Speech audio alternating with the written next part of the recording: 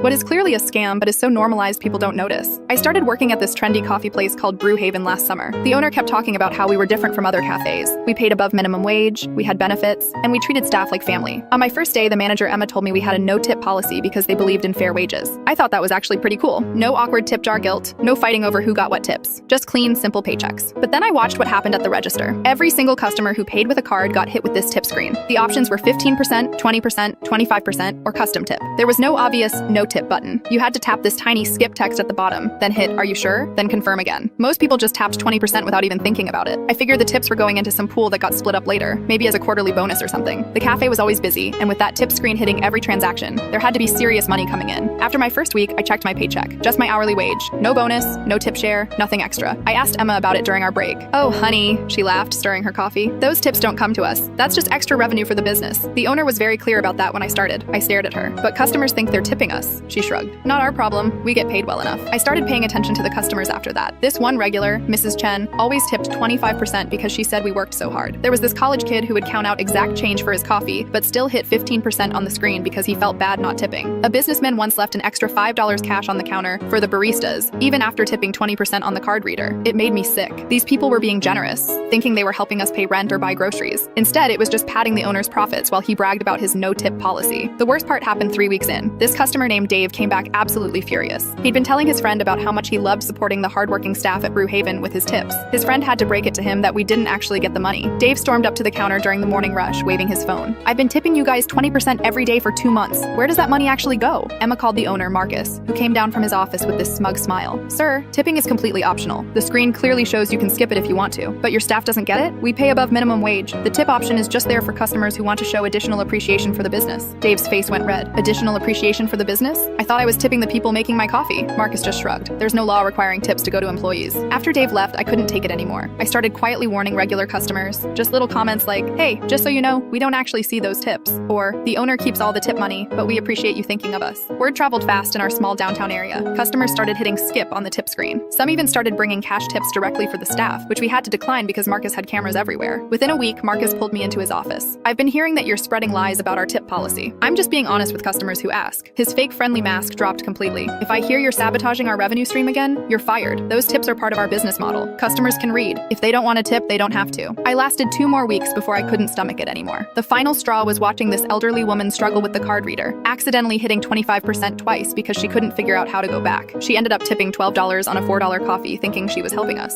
I quit the next day, but before I left, I printed out little cards explaining that staff doesn't receive tips and left them around the neighborhood. Marcus found out and threatened to sue me, but enough customers had already figured it out.